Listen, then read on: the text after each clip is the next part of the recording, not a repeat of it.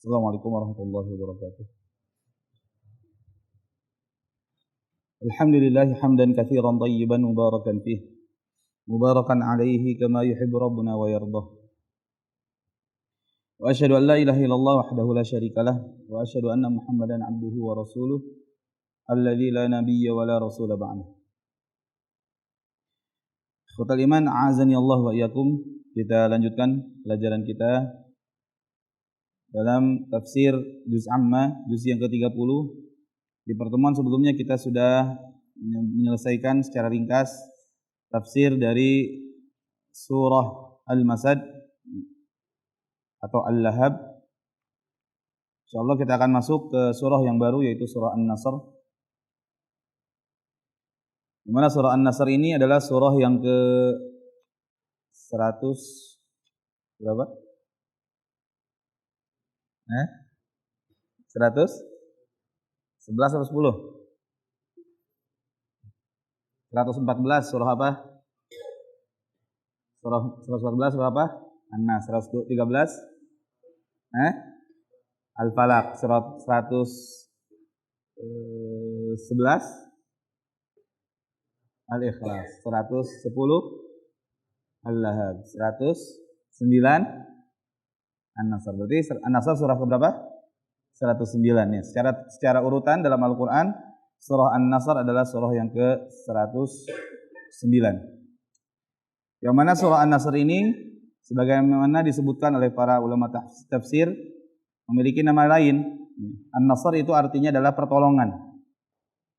Dan An-Nasr ini punya nama lain, memiliki nama lain, yaitu yang disebut dengan At-Tawdi'. At-Tawdi'. At-Tawdi' artinya adalah perpisahan. Nanti kita sebutkan kenapa kok surat ini disebut dengan nama An-Nasr. Surat ini disebut dengan nama At-Tawdi' atau perpisahan. Adapun nama An-Nasr ini diambil dari ayat yang pertama. Ya. Allah berfirman, "Idza jaa'a nasrullah." Idza jaa'a nasrullah. Jika ya pertolongan Allah telah datang. Maka An-Nasr ini artinya adalah pertolongan. Wahiyya madaniyatun, dan surah An-Nasr ini termasuk kelompok surah madaniyah. Kita ulang lagi, apa itu surah madaniyah? Surah yang diturunkan di kota Madinah. Ya. Kalau dari segi waktu, surah ini adalah surah yang diturunkan setelah Nabi hijrah. Adapun satu lagi jenis surah yang satu lagi, apa itu? Surah Makkiyah. Apa itu surah Makkiyah? Surah yang diturunkan di kota Makkah atau sekitarnya. Kalau dari segi waktu, surah yang diturunkan sebelum Nabi hijrah, itu surah Makkiyah. Nah, surah ini, surah An-Nasr, adalah surah yang diturunkan ya setelah Nabi SAW hijrah. Bahkan kata para ulama, wa kanat akhir suratin nazalat. Surah yang mulia ini, surah An-Nasr, adalah surah terakhir yang Allah Subhanahu wa taala turunkan. Surah An-Nasr adalah surah yang terakhir yang Allah Subhanahu wa taala turunkan dalam atau secara sempurna, secara lengkap satu surah. Karena setelah surah An-Nasr ini Allah turunkan ada beberapa ayat, tapi tidak sempurna satu surah. Adapun surah An-Nasr Allah Subhanahu wa taala turunkan secara sempurna satu surat. Sebagaimana dalam hadis ya Ubaidillah bin Utbah, dia berkata, qala li Ibnu Abbas radhiyallahu taala anhuma. Ibnu Abbas berkata kepadaku, ta'lamu, dalam riwayat lain tadri, apakah kamu tahu akhir suratin nazalat minal Qur'an, surah terakhir yang turun dari Al-Qur'an? Maka ya Ubaidillah bin Utbah berkata, na'am, ya. Sebentar. Ibnu Abbas berkata, ta'lamu akhir suratin nazalat minal Qur'ani nazalat jami'an. Apakah kamu tahu surah terakhir yang diturunkan dalam Al-Qur'an ya, yang Allah turunkan secara sempurna satu surat seluruhnya? Maka Ubaidillah bin Utbah berkata, qultu na'am, ya, saya tahu. Kemudian Ubaidillah bin Utbah berkata, idza jaa nasrullahi wal fath. Maksudnya surah An-Nasr, ya, surah An-Nasr. Maka Ibnu Abbas berkata, shadaqta, kamu benar. Hadis ini riwayat Imam Muslim. Maka hadis yang mulia ini, yang perkataan Ibnu Abbas ini menyatakan bahwasanya surah terakhir yang Allah Subhanahu wa taala turunkan secara sempurna yaitu surah An-Nasr. Makanya ini pun salah satu sebab kenapa surah ini disebut dengan surah At-Tawdi'. Apa itu tadi artinya? Perpisahan. Wa dhahaba Ibnu Rajab, dan Ibnu Rajab berpendapat anna hadhihi surah nazalat qabla al-fathi. Bahwasanya surah ini turun sebelum penaklukan kota Makkah. Lianna qaulahu ta'ala, karena firman Allah Subhanahu wa taala dalam ayat yang pertama, idza jaa nasrullahi wal fath. Jika pertolongan Allah dan penaklukan telah datang waktunya. Maka artinya ketika turun ayat itu sudah datang atau belum? Sudah terjadi atau belum? Belum terjadi, belum datang itu pertolongan Allah. Belum datang al-fath, penaklukan, belum terjadi penaklukan. Maka ya Ibnu Rajab berpendapat bahwasanya surah ini turun sebelum Yaumul Fathi, sebelum hari penaklukan kota Makkah. Seperti surah-surah yang lain, Allah Subhanahu wa taala memulai surah ini dengan basmalah, bismillahirrahmanirrahim. Sudah kita jelaskan pembahasan surah, pembahasan ayat bismillahirrahmanirrahim. Kemudian dalam ayat yang pertama Allah berfirman, idza jaa nasrullahi wal fathu. Jika kemenangan atau jika pertolongan Allah dan pembebasan, penaklukan atau kemenangan telah datang. Ya, al-khitab yang mana ya firman Allah Subhanahu wa taala ini ditujukan kepada Nabi alaihi salatu wassalam. Nasru Allahi, pertolongan Allah, artinya adalah Allah Subhanahu wa taala menguasakan manusia di atas musuhnya. Manusia di sini maksudnya adalah manusia di zaman Nabi alaihi salatu wasallam, yaitu para sahabat Nabi ridwanullah alaihim ajma'in. Bihaitsu yatamakkanu minhu wa yukhdiluhu wa yuqbituhu. Ya, dalam bentuk Allah Subhanahu wa taala menguasakan para sahabat Nabi di atas musuh-musuhnya. Allah Subhanahu wa taala membuat para sahabat Nabi menguasai musuh-musuhnya dalam bentuk Allah Subhanahu wa taala tidak atau membuat ya para sahabat Nabi ridwanullah alaihim ajma'in ya berada di atas, kedudukannya di atas orang-orang ya, musuh-musuhnya, di atas orang-orang musyrikin. Wa nasru a'dhamu sururin, yang mana pertolongan ini merupakan sesuatu yang sangat menggembirakan, yang paling besar, yang paling agung. Yuhsalu lil 'abdi fi a'malihi, yang mana yang didapatkan oleh seseorang dari amal-amalannya. Ketika seseorang melakukan satu amalan, maka sesuatu yang paling berharga, sesuatu yang paling besar yang Allah Subhanahu wa taala limpahkan kepada orang tersebut yang beramal dengan amalan kebaikan adalah pertolongan Allah. Makanya kita senantiasa minta pertolongan Allah. Kita senantiasa meminta kepada Allah pertolongannya. Kita senantiasa mengharapkan pertolongan dari Allah Subhanahu wa taala. Ya, itu adalah sebuah hal yang paling besar yang Allah Subhanahu wa taala limpahkan kepada seorang yang ya beramal kebaikan. Li'annal muntasir yajidu nashwatan 'azimatan. Karena seorang yang mendapatkan ya, kemenangan, maka dia akan mendapati perasaan yang sangat gembira. Sesuatu yang sangat menggembirakan, sesuatu yang sangat membahagiakan, sesuatu yang sangat menyenangkan. Lakinnahu idza kana bihaqqin fahuwa khair. Akan tetapi kalau misalkan ya pertolongan itu adalah haknya, maka itu adalah kebaikan. Ya. Misalkan contohnya Nabi alaihi salatu wasallam mendapatkan banyak kelebihan, mendapatkan banyak pertolongan dari Allah Subhanahu wa taala. Beberapa pertolongan yang Allah Subhanahu wa taala berikan kepada Nabi alaihi salatu wasallam adalah yang disebutkan dalam hadis riwayat Imam Bukhari. Ya, Syekh Utsaimin membawakan potongan hadisnya. Nabi alaihi salatu wasallam bersabda, ya, "Nusirtu birru'bi masirata syahrin." Aku ditolong oleh Allah Subhanahu wa taala ketika melakukan sebuah peperangan. Kata Nabi SAW, aku ditolong oleh Allah Subhanahu wa taala dengan rasa takut yang ditanamkan kepada musuh-musuhku ya, dari jarak perjalanan 1 bulan. 1 bulan perjalanan. Jadi jarak perjalanan 1 bulan, musuh-musuhnya yang akan berperang dengan Nabi alaihi salatu wasallam sudah merasakan gentar. sudah merasakan takut, sudah merasakan kengerian, ya, khawatir menghadapi Nabi alaihi salatu wasallam. Ini salah satu petunjuk atau salah satu pertolongan dari Allah Subhanahu wa taala yang Allah berikan. Dalam hadis Jabir bin Abdullah secara lengkap Nabi alaihi salatu wasallam bersabda, "U'titu khamsan." Aku diberikan 5 hal oleh Allah Subhanahu wa taala. Lam yu'tahunna ahadun qabli. Yang mana tidak ada seorang nabi pun yang mendapatkan 5 hal ini sebelum aku. Jadi ini 5 hal yang khusus Allah Subhanahu wa taala karuniakan kepada Nabi alaihi salatu wasallam. Yang pertama, tadi yang disebutkan oleh Syekh Utsaimin, nusirtu birru'bi masirata syahrin. Ya, aku mendapatkan pertolongan dari Allah berupa ditancapkannya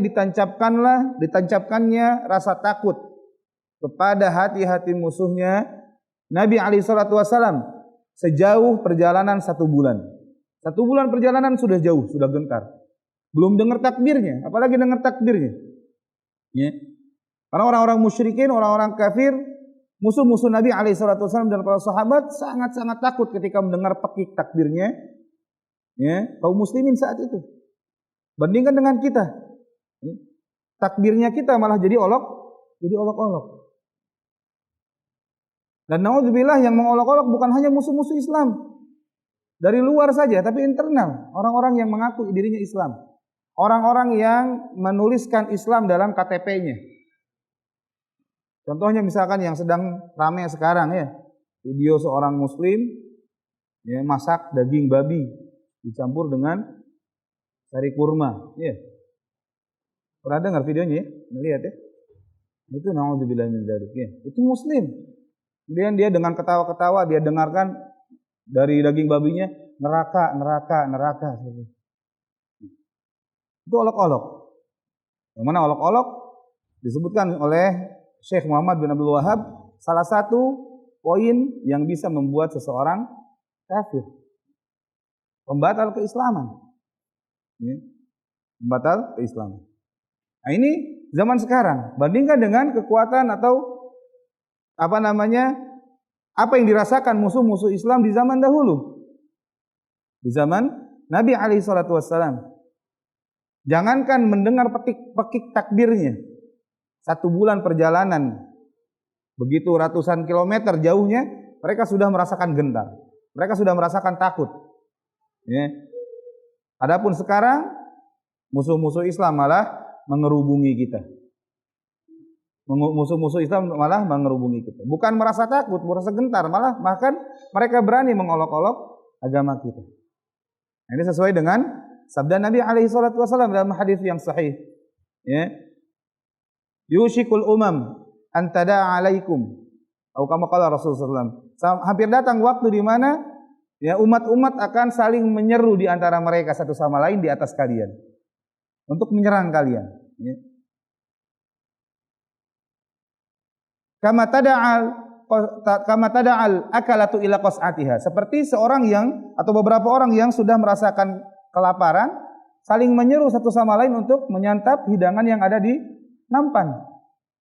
Maka para sahabat bertanya, ya Rasulullah, ya, karena begitu mengerikannya keadaannya seperti itu, begitu mengenaskannya kaum muslimin saat itu, sampai musuh-musuh yang biasanya gentar menghadapi kaum muslimin, kok bisa sampai kaum muslimin sampai dikelilingi, ya, dikepung oleh musuh-musuhnya. Maka para sahabat bertanya, awa min qillatin nahnu yauma id.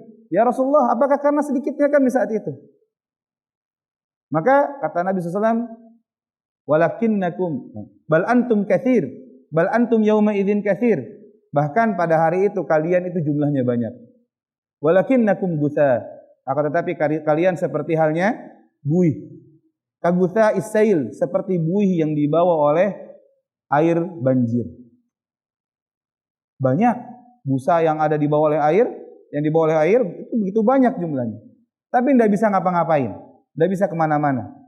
Mau nabrak tembok, ayo. Ya. Mau masuk ke comberan, diikuti. Ya. Mau nabrak apapun, diikuti. Mau kemanapun air itu membawa, maka dia akan mengikut tanpa bisa melawan sama sekali. Itu dalam keadaan kaum muslimin saat ini. Dan itu terjadi. Apa yang disebutkan oleh Nabi SAW dalam hadis yang sahih ini terjadi saat ini.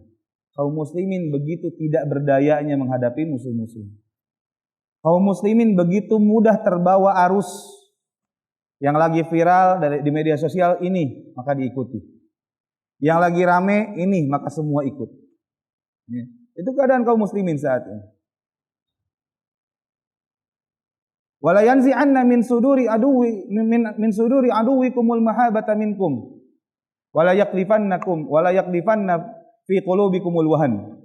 Dan Allah Subhanahu wa taala akan mencabut rasa takut. Nah ini. Pertolongan yang Allah Subhanahu wa taala berikan kepada Nabi SAW saat itu Allah Subhanahu wa taala cabut. Yaitu apa? Rasa gentar, rasa takut yang sudah Allah tanam dalam hati-hati musuh-musuh Islam, Allah cabut kembali. Bahkan Allah Subhanahu wa taala campakkan penyakit al-wahan pada hati-hati kaum muslimin. Wa qila wa mal wahan ya Rasulullah? Ya Rasulullah, apa itu al-wahan?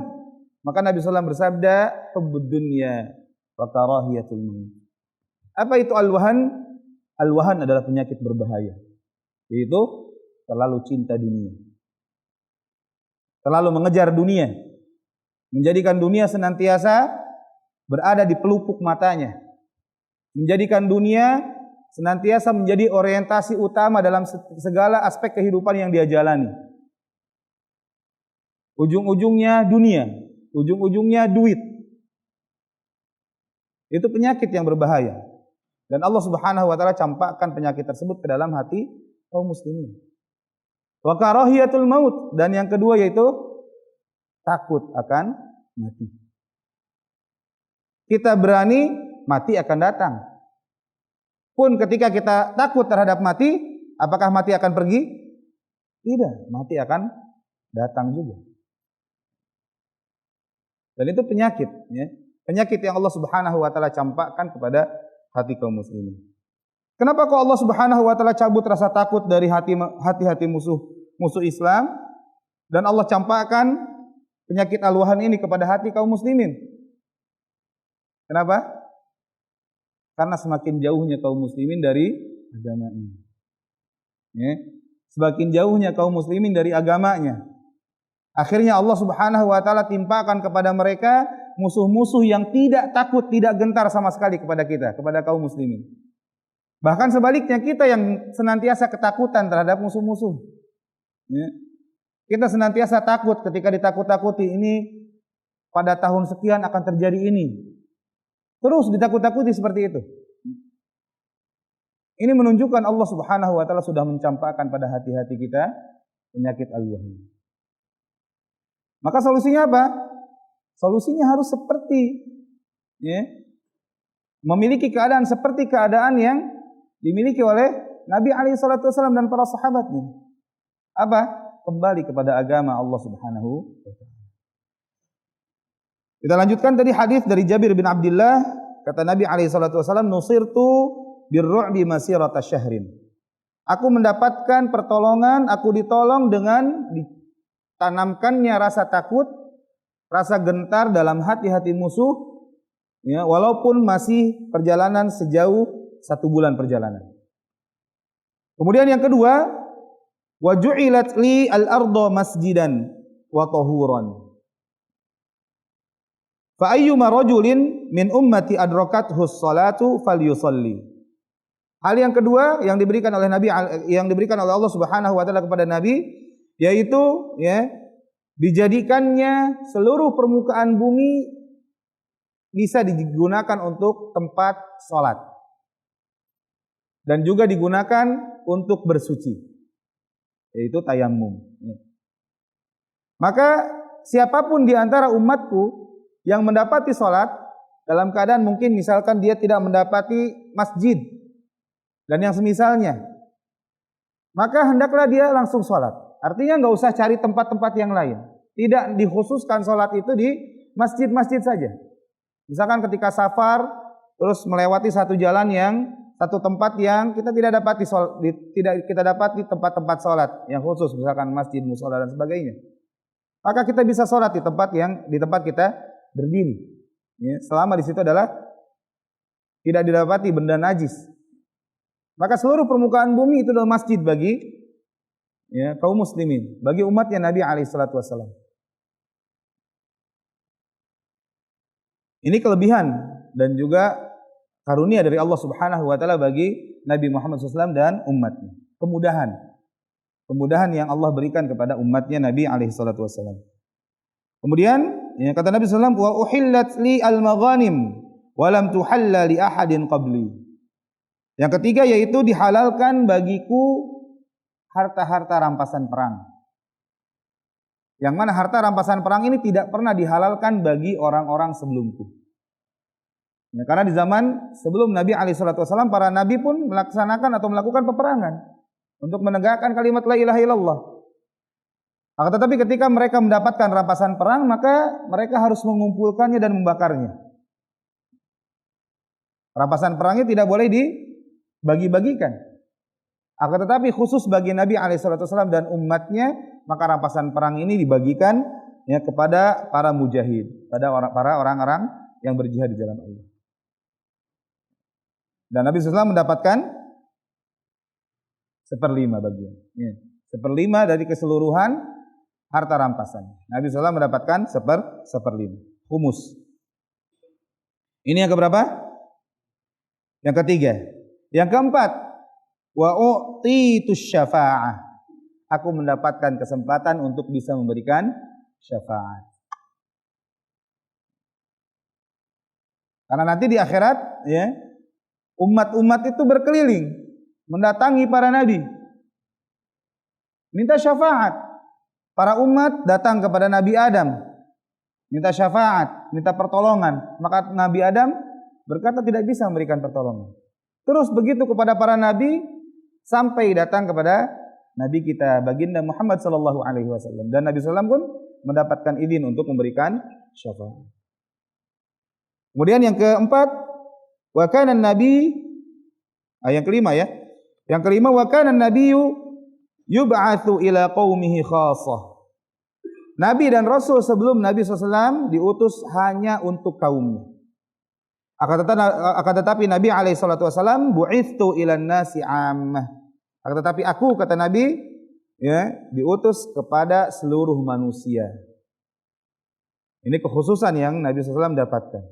Tidak ada Nabi satupun yang diutus oleh Allah Subhanahu wa taala kepada seluruh umat, seluruh kaum. Nabi Musa diutus kepada Bani Israel. Nabi Isa diutus kepada Bani Israel. Nabi-nabi yang lainnya diutus kepada kaumnya masing-masing. Akan tetapi Nabi Muhammad SAW diutus kepada seluruh umat, seluruh kaum. Nah, ini hadis riwayat Imam Bukhari nomor 335. Tadi yang pertama Nabi SAW bersabda, nusirtu birru'bi masirata syahrin. Aku mendapatkan pertolongan, aku ditolong dengan rasa ketakutan yang dirasakan musuh sejauh perjalanan 1 bulan. Ai anna aduwahu mar'ubun minhu. Maknanya kata Syekh Utsaimin adalah musuhnya Nabi alaihi salatu wasallam merasakan ketakutan, merasakan khawatir dalam jarak perjalanan yang cukup jauh, yaitu jarak perjalanan 1 bulan. War-ru'bu ashaddu syai'in yuftiku bil aduwi. Yang mana rasa takut ini lebih menghancurkan atau yang paling menghancurkan, yang paling keras, yang dapat menghancurkan musuh. Kenapa? Karena ketika seseorang ingin melakukan peperangan, ke medan perang, berangkat perang, tapi dalam keadaan hatinya takut, hatinya gentar, apa yang terjadi? Dia tidak akan bisa konsentrasi. Dia tidak akan bisa berperang dengan baik, karena dia sudah dihinggapi, dikuasai oleh rasa takut. Maka ini adalah bentuk dari pertolongan Allah Subhanahu wa taala, pertolongan dari Allah Subhanahu wa taala. Maka tidak akan mungkin dia bisa kuat lihat pedang diayunkan, maka dia akan ketakutan. Dia akan ketakutan.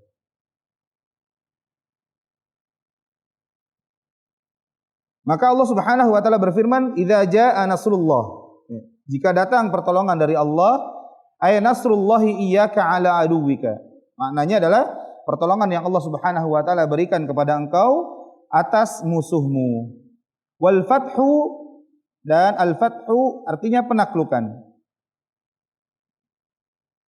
Yang mana penaklukan ini bagian dari pertolongan, ya.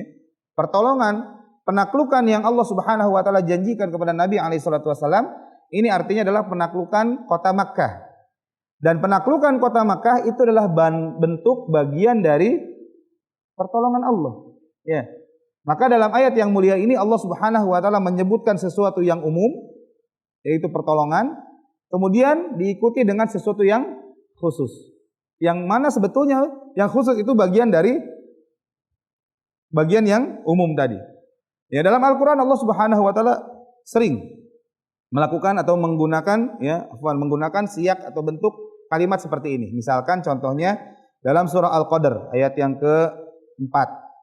Allah Subhanahu wa taala berfirman, "Tanazzalul malaikatu warruhu fiha." Ya, di malam Al-Qadar, di malam Lailatul Qadar, para malaikat turun beserta ar-ruh. Siapa ar-ruh? Malaikat Jibril. Malaikat Jibril termasuk para malaikat tadi enggak? Termasuk malaikat. Tapi Allah Subhanahu wa taala sebutkan secara umum para malaikat turun beserta ar-ruh, beserta malaikat Jibril, secara khusus disebutkan penyebutannya. Maka ini menunjukkan ya, penyebutan yang khusus dari setelah penyebutan yang umum.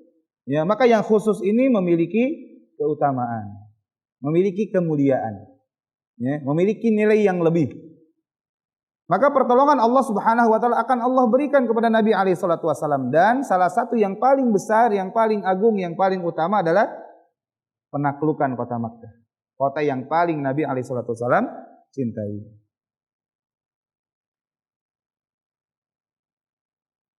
Wa kana fathu Makkah fi Ramadan, yang mana fathu Makkah ini terjadi di bulan Ramadan min sanah ats-tsaminah lil hijrah, di tahun ke-8 Hijriah. Jadi fathu Makkah, pemenaklukan kota Makkah ini ya terjadi di bulan Ramadan, ya, di bulan Ramadan tahun 8 Hijriah. Wa sababuhu, dan sababnya bahwasanya Nabi alaihi salatu wasallam ketika beliau melakukan perdamaian, melakukan perjanjian, ya, melakukan perjanjian Hudaybiyah. Perjanjian Hudaybiyah di tahun ke-6 Hijriah, perjanjian yang terkenal ya, populer, kita insyaallah tahu. Maka orang-orang Quraisy menganulir, ya. Orang-orang Quraisy menyelisihi perjanjian yang telah ditetapkan. Maka Nabi SAW pun ya geram, marah kepada mereka, dan akhirnya memerangi mereka. Nabi SAW menyerang mereka, ya, menyerang ya kaum Quraisy. Wa kharaja ilaihi minal Madinah, dan ya Nabi alaihi salatu wasallam keluar untuk menyerang kaum musyrikin di Makkah. Mereka keluar dari kota Madinah, ya, beserta, atau Nabi SAW keluar dari kota Madinah beserta ya 10.000 muqatil, 10.000 pasukan. Nabi SAW beserta 10.000 pasukan menyerang kota Makkah.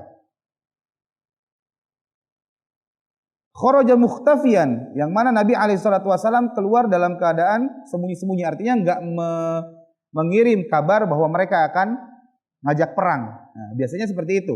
Kalau mau ngajak perang, mengirim pasukan, mengirim delegasi untuk menantang perang. Tapi ini akan menyerang. Ini menyerang sembunyi-sembunyi, enggak laporan dulu atau enggak memberikan kabar dulu ke lawan, ya. Akan menyerang. Waqal, maka Nabi SAW bersabda, Allahumma ammi akhbarana anhum. Ya Allah, ya, rahasiakanlah, butakan mereka dari kabar bahwa kami akan menyerang mereka. Nabi SAW berdoa seperti itu. Falam yufaji'hum illa wa huwa muhitun bihim. Yang mana ya mereka tidak sadar bahwasanya 10.000 pasukan kekuatan yang besar akan datang menyerang kota Makkah, ya. Dan mereka tidak sadar sampai ketika Nabi SAW sudah mengepung. Mereka sudah tidak sanggup lagi untuk bersiap-siap, menyiapkan diri untuk berperang. Senjata-senjata mereka tersimpan rapi, belum siap untuk digunakan. Baju-baju perang, zirah-zirah yang mereka miliki pun tidak siap untuk digunakan. Wa dakhala Makkah fil 20 min Ramadan. Maka Nabi SAW pun masuk ke kota Makkah di tanggal 20 bulan Ramadan tahun 8 Hijriah. Muzaffaran mansuran dalam keadaan menang, ya, dibantu atau ditolong oleh Allah Subhanahu wa taala dan diteguhkan oleh Allah Subhanahu wa taala. Hatta innahu fin nihayati ijtama'a ilaihi kuffar Quraisy haula al-Ka'bah wa waqafa 'ala al-bab wa Quraisy tahtahu yantaziruna ma yaf'al. Sampai di akhir kisah ini, ya, Nabi alaihi salatu wasalam berada di depan pintu Ka'bah dikelilingi oleh kaum Quraisy. Jadi orang-orang Quraisy berkumpul di Ka'bah karena mereka mengetahui bahwasanya Nabi alaihi salatu wasalam sangat menghormati dan mengagungkan Ka'bah ini.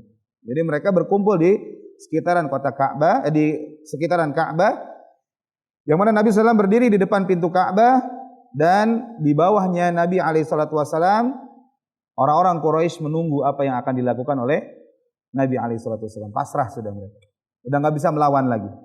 Ya. Fa'akhadha bi'adadatayil bab. Ya. Kemudian Nabi SAW berpegangan kepada penyangga pintu. Wa qala ya ma'syara Quraisy. Maka Nabi SAW bersabda, wahai kaum Quraisy, ma tadhunnuna anni fa'ilun bikum. Apa yang kalian, ya, sangka yang akan aku lakukan? Kalian berpikir apa yang akan aku lakukan? Maka wa huwa alladzi kana qabla 8 sanawat hariban minhum. Yang mana Nabi SAW sebelum saat itu selama 8 tahun Nabi SAW kabur atau melarikan diri dari mereka. Ya.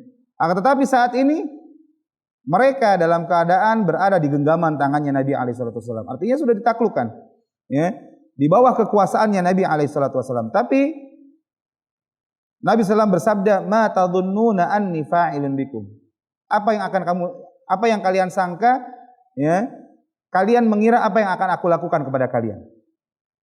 Apa yang kalian pikirkan, ya, kira-kira apa yang akan aku lakukan terhadap kalian? Maka mereka berkata, khairan. Tidak lain dan tidak bukan, hanyalah kebaikan yang akan dilakukan oleh Nabi SAW. Khairan. Akhun karim, wa benu akhin karim. Engkau adalah saudara kami yang mulia. Yang sebelumnya sangat menghinakan Nabi SAW. Sangat memusuhi Nabi SAW sampai Nabi SAW terusir dari kota kelahirannya. Tapi saat ditaklukkan mereka berkata apa? Khairan, kebaikan yang akan dilakukan oleh Nabi SAW. Gak mungkin beliau menghinakan mereka, gak mungkin beliau membunuh seluruhnya. Akhun karim, karena engkau adalah saudara kami yang mulia. Wa benu akhin karim, dan engkau adalah putra saudara yang mulia, yaitu Abdullah. Karena Rasulullah SAW dari keluarga yang terpandang. Qal, maka Nabi SAW bersabda, fa inni aqulu lakum, maka aku katakan kepada kalian, kama qala Yusuf li ikhwatihi, seperti yang diucapkan oleh Yusuf kepada saudara-saudaranya. Apa? Dalam surah Yusuf ayat 92, ya.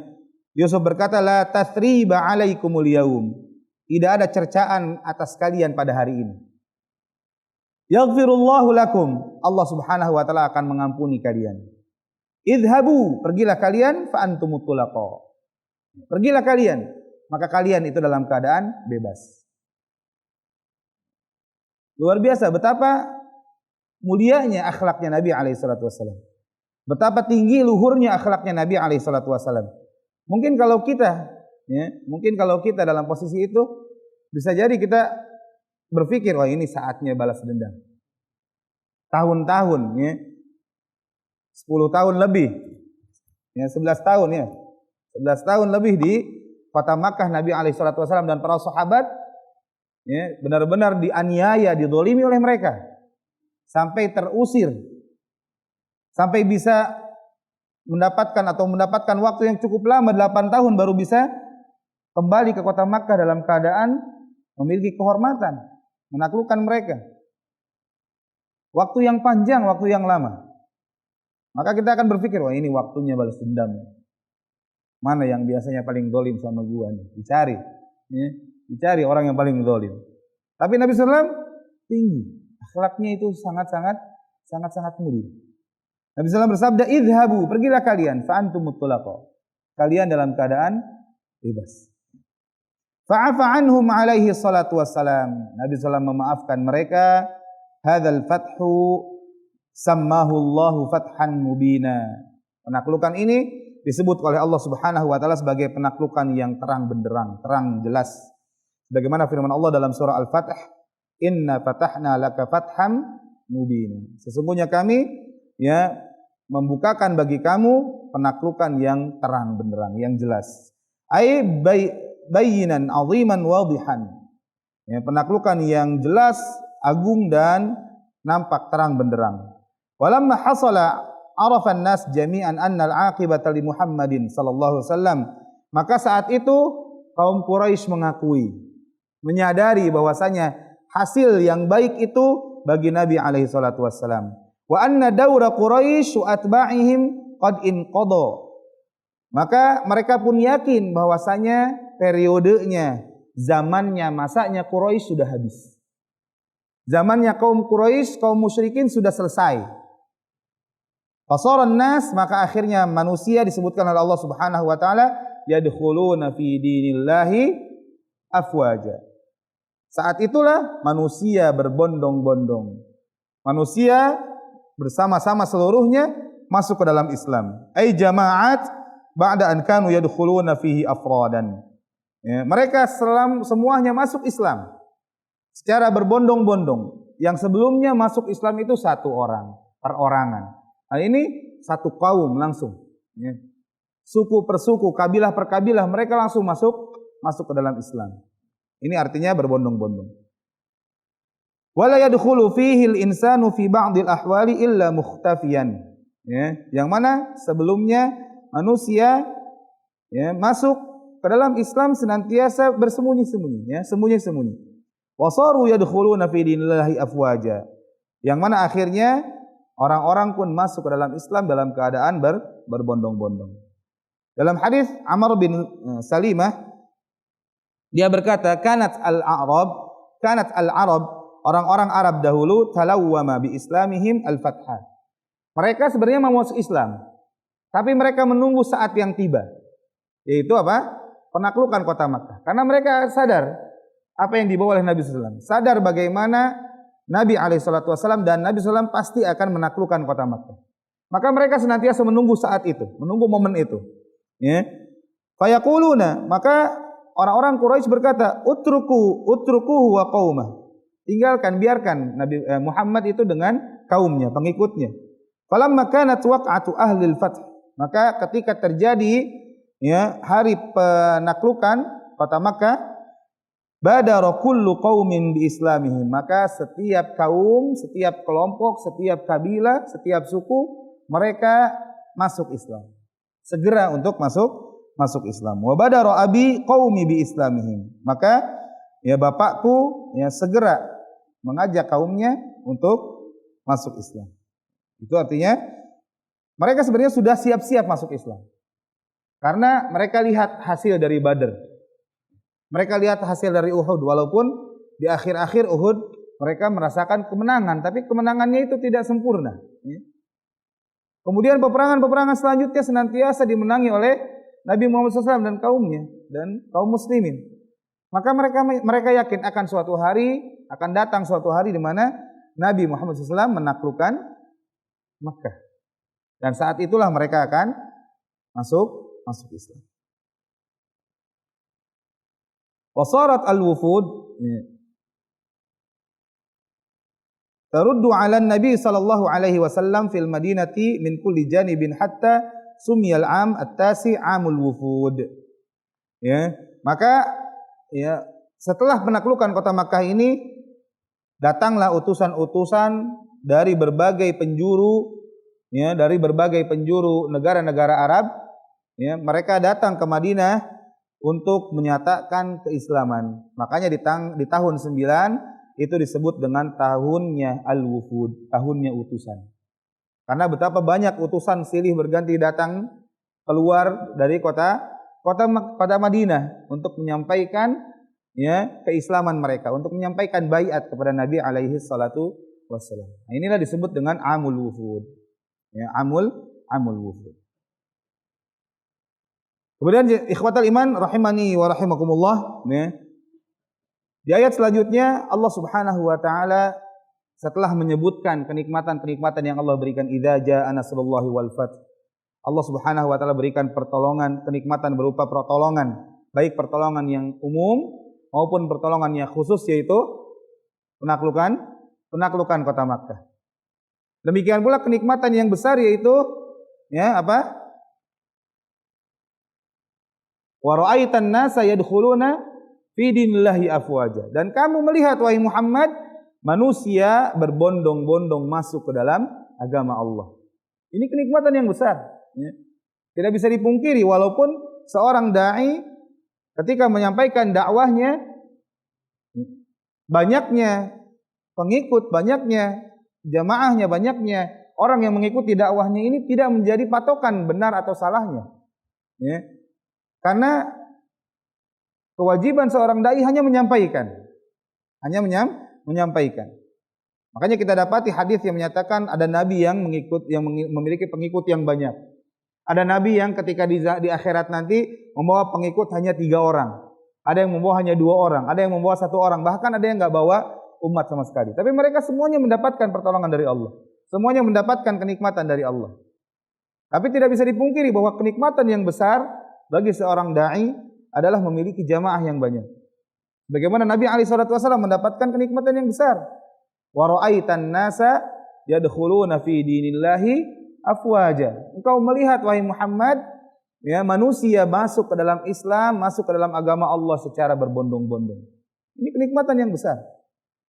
Ya, istilahnya sudah terbayar lelahnya, letihnya, ya, luka yang beliau dapatkan ketika berperang menegakkan kalimat la ilaha illallah, berdakwah, ya, lemparan batu dari kaum yang tinggal di kota Taif, penduduk kota Taif, pengusiran yang terjadi, hijrahnya yang menghabiskan waktu, menghabiskan tenaga, menghabiskan harta dari kota Makkah, kota Madinah, membangun ya kehidupan di kota yang baru dan sebagainya.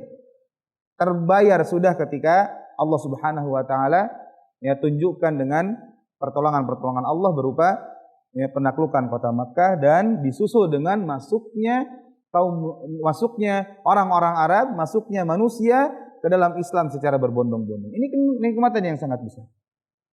Di ayat yang selanjutnya Allah Subhanahu wa taala menyebutkan fasabbih bihamdi rabbika wastaghfir. Maka ya sucikanlah Allah. Sucikanlah ya dengan didasari ujian ya terhadap Rabbmu, wastaghfirhu, dan beristighfarlah kepada Allah. Kenikmatan yang Allah berikan, ya, Allah menyebutkan Allah telah memberikan kenikmatan kepada Nabi Muhammad SAW, tapi setelahnya Allah malah memerintahkan Nabi Muhammad untuk memohon ampunan. Kok bisa begitu? Kok enggak, istilahnya tanda kutip enggak nyambung? Karena kenikmatan harusnya bersyukur, harusnya usykur, harusnya bersyukurlah kan. Tapi Allah memerintahkan apa? Istighfar. Kenapa? Insya Allah kita bahas di pertemuan selanjutnya. Untuk pertemuan kita kali ini kita cukupkan. Adanallahu wa iyyakum ajma'in. Ya, tadi tanya? Nggak ada ya? Insya Allah di pertemuan selanjutnya kita akan bahas kenapa Allah Subhanahu wa taala setelah menyebutkan kenikmatan kok memerintahkan untuk istighfar, bukan bersyukur secara khusus. Ya, insyaallah kita jelaskan di pertemuan selanjutnya. Hadanallahu wa iyyakum ajma'in. Kita tutup dengan doa kafaratul majlis. Subhanakallahumma wa bihamdika asyhadu an la ilaha illa anta astaghfiruka wa atubu ilaik wa akhiru da'wana alhamdulillahirabbil alamin. Assalamualaikum warahmatullahi wabarakatuh.